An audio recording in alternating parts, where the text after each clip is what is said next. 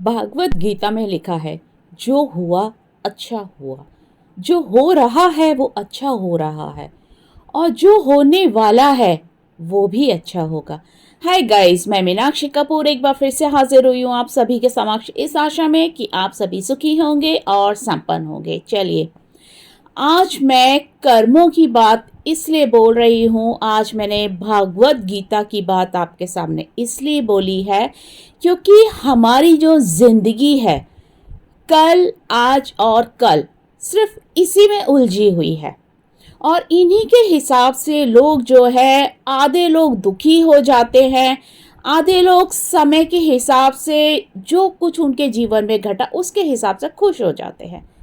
लेकिन कोई इस बात को समझने को ही तैयार नहीं है कि कुछ भी हमारे जीवन में बिना भगवान की मर्जी के, बिना हमारी डेस्टिनी के, बिना हमारे नसीब के कुछ नहीं घटता है हमारे साथ में। क्योंकि हर चीज़ के पीछे कोई ना कोई कारण होता है।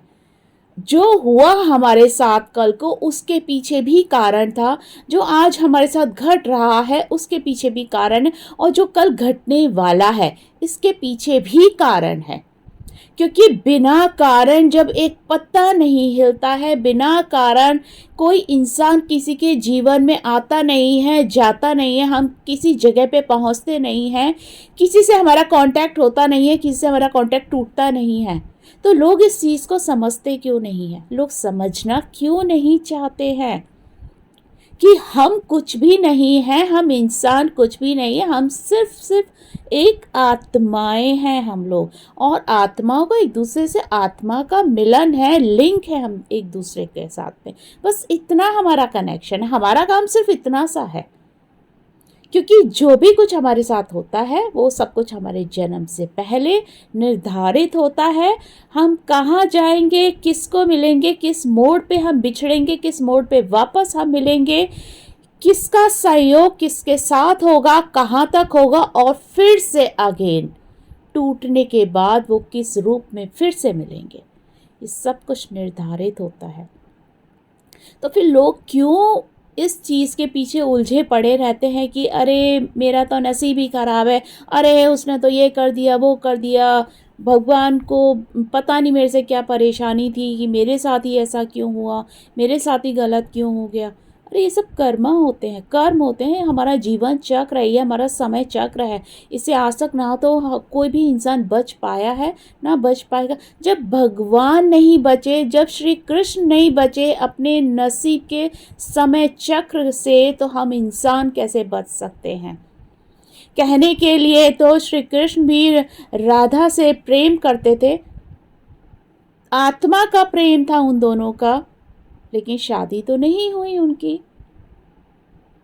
उन्होंने भी जिन जगह पे उनका जन्म हुआ, उनके जो माता पिता थे, जन्म देने वाले जो माता पिता थे, जब वो उनके साथ वो अपना जीवन नहीं बिता पाए, जब वो उनके साथ नहीं रह पाए, जन्म होते ही उन्हें त्यागना पड़ा, वहाँ से उन्हें जाना पड़ा। तो हम तो इंसान हैं। जब भगवान नहीं बचे अपने समय चक्र और कर्म चक्र से, तो हम कैसे बच सकते हैं? लेकिन फिर क्यों ऐसा होता है कि लोग जो हैं हमेशा भगवान को ही कोसते रहते हैं, या एक दूसरे को ब्लेम करते रहते हैं कि उसने ये कर दिया, उसने वो नहीं किया, उसको ये करना चाहिए था, उसको वो करना चाहिए था। अरे कैसे हो जाता, कैसे कोई इंसान कर लेता जब उसके नसीब में उस घड़ी उस पर वो कार्य करना था ही नहीं, तो वो कैसे कर लेता?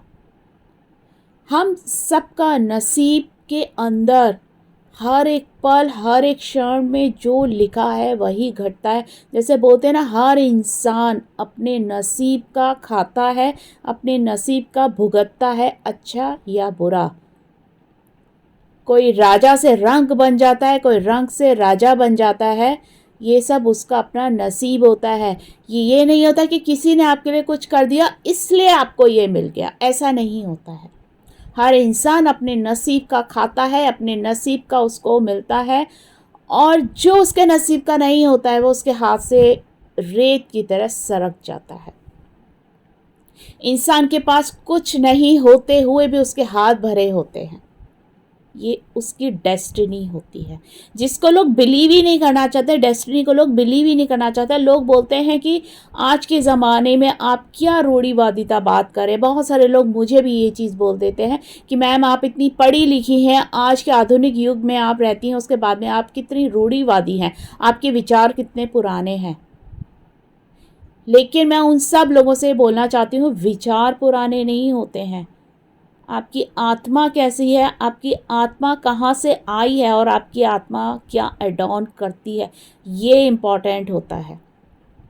अगर ऐसा होता तो भागवत गीता आज भी लोग ना पढ़ रहे होते, आज भी बाइबल लोग नहीं पढ़ रहे होते, आज भी लोग कुरान नहीं पढ़ रहे होते, आज भी वो ग्रंथ जो है हमारी संस्कृति का हिस्सा नहीं होती। अगर इनको रूढ़िवादिता कहते हैं तो रूढ़िवादिता ग्रंथों को पढ़ने से नहीं आती है। रूढ़िवादिता आती है इंसान की छोटी सोच से, कि इंसान वेस्टर्न तो पहन के घूम रहा है, एक लड़की शॉर्ट्स तो पहन के घूम रही है, लेकिन उसके विचार बहुत ही घटिया है, बहुत पुराने हैं। और एक लड़की, एक औरत घूंघट में है, लेकिन उसके विचार अगर मॉडर्न है, अगर वो आधुनिक युग में रहने की इच्छा रखती है और उसको पता है कि मुझे अपने आप को किस तरह से सक्सेस करना है और किस तरीके से मुझे लोगों के साथ में व्यवहार करना है, तो वो घूंघट में रहने वाली जो एक औरत है वो उस शॉर्ट्स पहनने वाली लड़की से ज़्यादा मॉडर्न है। अक्सर हमारे समाज में लोग पहनावे को देखकर, लोगों के स्टेटस को देखकर, बड़ी कार को देखकर लोगों को जो है जज कर लेते हैं। लेकिन क्या किसी के स्टेटस को देखकर इंसान को जज करना चाहिए? क्या उसको समझ नहीं आना चाहिए कि आज अगर इस इंसान का स्टेटस है तो वो उसकी अपनी मेहनत से और उसके कर्मों की वजह से और जो उसके नसीब में है, जो वो लिखवा के लाया है, उसकी वजह से, उसके कारण से है। क्यों ऐसा होता है कि एक इंसान के पास में बहुत पैसा होता है और एक इंसान के पास में इतने भी पैसे नहीं होते हैं कि उसको ये नहीं पता कि अगर मैंने सुबह खा लिया तो मैं शाम को खा पाऊंगा या नहीं खा पाऊंगा? क्योंकि उस पल, उस घड़ी, उस इंसान के नसीब में वही है। और ये इस जन्म की बात नहीं है, पिछले जन्मों से चली आ रही होती हैं लोगों के कर्म, क्योंकि जो इंसान जैसे कर्म करता है उसको फल वैसे ही मिलता है। आप अगर अच्छे कर्म करेंगे तो उसका फल आपको इस जन्म में क्या आने वाले जन्मों में भी मिलेगा।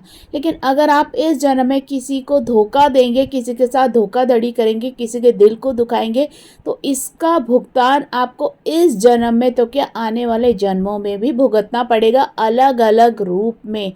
आज अगर किसी एक लड़के ने या किसी लड़की ने किसी को धोखा दे दिया एक दूसरे को, तो वो खुश हो जाते कि हाँ उसको पता भी नहीं चला मैंने धोखा दे दिया उसको, चलो मेरा किस्सा ख़त्म और मेरा काम ओवर हो गया। लेकिन ऐसा नहीं होता है। ऊपर वाले के नज़रों में आपके नसीब की जो किताब है, आपके कर्मों की जो किताब है, उसमें आपकी चीज़ ऐड हो गई है।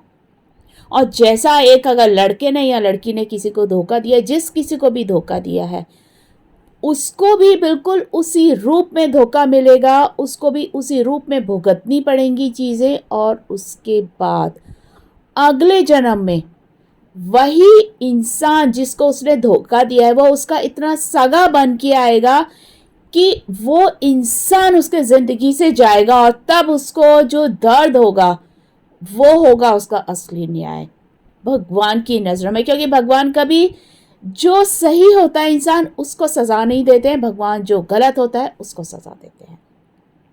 इसीलिए वो भगवान है और हम इंसान हैं। और इसीलिए बोला गया है कि हमारा जो जीवन है कल, आज और कल में ही चलता है। आप जैसे कर्म करेंगे आपको फल वैसा ही मिलेगा। जो हुआ अच्छा हुआ, जो हो रहा है वो अच्छा हो रहा है, जो होगा वो भी अच्छा होगा। इस पे भरोसा रखिए, विश्वास रखिए और इसी विश्वास के साथ में आप अपने जीवनचर्या को चलाते रहिए। तो चलिए, मुझे सुनने के लिए thank you very much. God bless you all, take care, bye, love you all.